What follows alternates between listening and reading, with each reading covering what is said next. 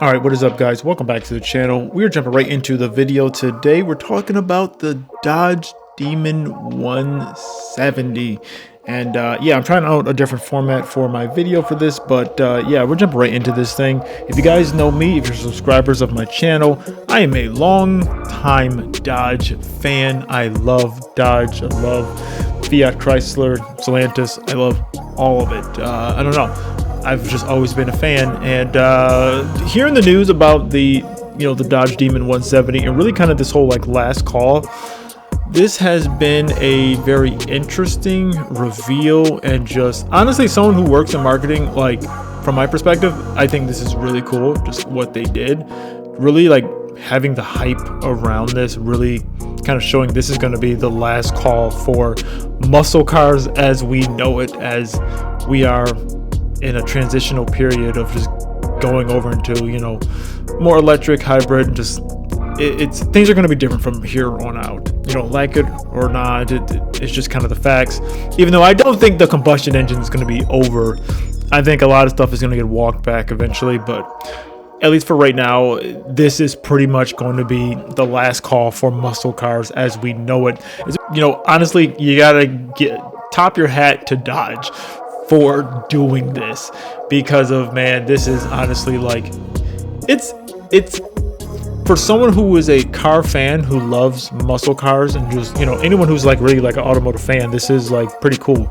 Even if you think Dodges are like they're big, they're boats, they're whatever, but it is pretty cool that their marketing team was like, hey, we can actually do this, and just like kind of rally around this thing. But yeah, so really quickly going over the stats, this thing will do a 0 to 60 in 1.66 seconds and a quarter mile time in 8.91 seconds at 151 miles per hour. That is honestly, like, that's so impressive. I know, like, if you don't really like keep track of quarter mile times, it doesn't sound all that crazy, but 0 to 60 in 1.66 seconds with 1,025 horsepower. And this thing has a factory warranty. That is insane. Now, granted, these are numbers that are going to be done on a prep surface, on a prepped drag strip. So, take that with a grain of salt. Obviously, like on the street, what will it really do? We don't really know, but on a prepped drag strip, that's insane. So fast that it has to be ran on the drag strip, the parachute option, which actually I just listened to. Actually, I have a link down below. What is it? TFLnow. They just did their video talking to the CEO of SRT, Tim Kaningas, I believe his name is, or I believe that's how you pronounce it. He was talking about that even more. So the parachute option, you have to actually order from their direct connection, so that actually isn't an option. It's like their like aftermarket support, but it's from Dodge, so you can still get it, but it's not like an option that comes with the car. You still have to buy that separately. But that is really cool. And honestly, that whole interview that they did with him was really good and really interesting. Some of the main points that I got from that, really just talking about just the fact that truly they meant the Dodge Demon to be the end all be all, the top of the top, their like last hurrah. They knew like the Demon was going to be like their best vehicle of the Hellcat engine. They did say like they did know, like, after they did the Demon, they were going to try to get most of their money back by releasing the Red Eye, but the Demon was supposed to be the top dog, the top of the top. But yeah, COVID happened, and then they had the big merger and everything like that, and so they were just basically talking about how everything kind of stopped for a while. And now that things are back on track and they're moving over to like, this is the next generation of Dodge, we're switching over to doing something different with obviously the new Charger that's going to be coming out, the electric Charger, which I am actually really excited for. If I can honestly get it depends on what the price is and like how crazy the demands are going to be for those things. I've made it very clear. I definitely want one. If I can get my hands on one, if I can get allocation to get one, I would definitely love one, just depending on how much that they're going to actually be. But yeah, that's a whole nother story for a whole nother day. So stick around for that if you're interested in that. But with that in mind, they were just talking about how just getting back on track with like that's going to be the new generation. They had to up the ante from the Demon and come out with these other products. Now, the other interesting thing that I found from their interview was saying that they saw what people were doing in the aftermarket, how people were making crazy horsepower on Hellcats and Red Eyes. People were doing crazy things with these things and like making them really, really fast. So even with them, they knew like there was a lot left on the table. And through their, I believe it's their like packages that they can sell, can get your Red Eye from the factory with 899 horsepower and still keep the full factory warranty.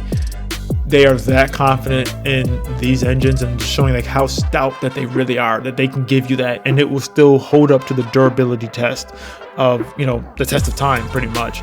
So that's pretty cool, just hearing, you know, just the CEO of SRT just talking about that, just saying like, yeah, like they know that these engines are like really good. I know people want to talk a lot of smack about Hellcats because of, I know a lot of Hellcat owners, they definitely have the whole mindset of this thing is the fastest thing in the world, and don't get me wrong, they are definitely very fast. And like, yeah, you can take a modified car and beat a stock car. So yeah, like you can modify, you know, a Coyote and, you know, beat a Hellcat. But still, from factory, you know, Hellcats are really fast cars. Like, I think people don't understand that. They're like still very fast cars.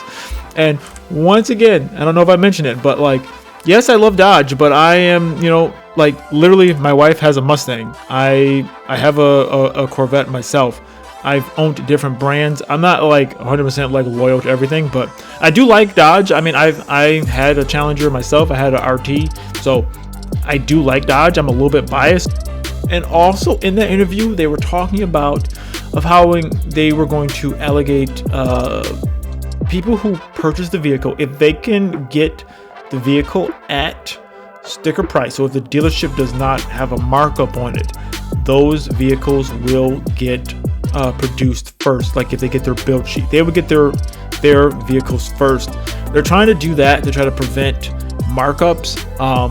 These things are going to be marked up though. I mean, they're going to go crazy. We're just seeing them for any type of special edition, any type of car like this. They're going to be just they're going to be marked up. So it is kind of sad to see. So they're going to make up to, I believe it was 3,000 for the US and then 300 for Canada.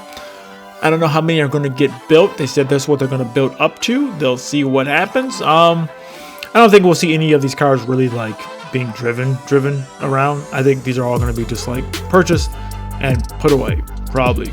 I mean, a part of me understands that because of, yeah, this is like automotive history. They should be, and they're going to just be collector items. But another part of me is like, man, it would be cool to really like have these things and like be able to drive them. You know, so just similarly like what happened with the Demon, how like when the Demons came out, those first batch were just basically put up, and then when they came out with the Red Eye, we see people driving those. It would be cool if there was some other like slightly toned down version that was like 1,000 horsepower or 999 or something like that, that they can make a lot more of them and like people would just drive them. Who knows? We'll see. But yeah, this is pretty much going to be the last call for the Dodge, you know, Demon, we should say. I do want to put a brief mention in another YouTuber, I believe is Max Speed. I believe I have his channel linked down below. He was talking about how he doesn't think this is the last of the Challenger as we know it, and thinking about the next iteration, because the next iteration for, you know, Dodge, the electric Charger is what they're thinking about. I mean, well, that's obviously the electric Charger is coming out next. But similarly, how when they first introduced this newest iteration, so they had the Charger, then a couple years later they had the Challenger come out. Thinking of maybe the Challenger will come out later than the Charger. After the Charger's hype dies down, the Challenger could come out, and that could have the Huracan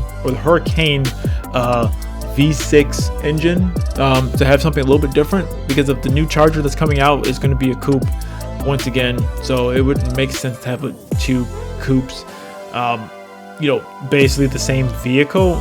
So he was thinking that, and I actually did see other people thinking this too, that possibly the new Challenger will be an even smaller, like trimmed down, much more of a sports car version, while the Challenger will, while the Charger will be still the bigger, more traditional style muscle car, even though it's electric.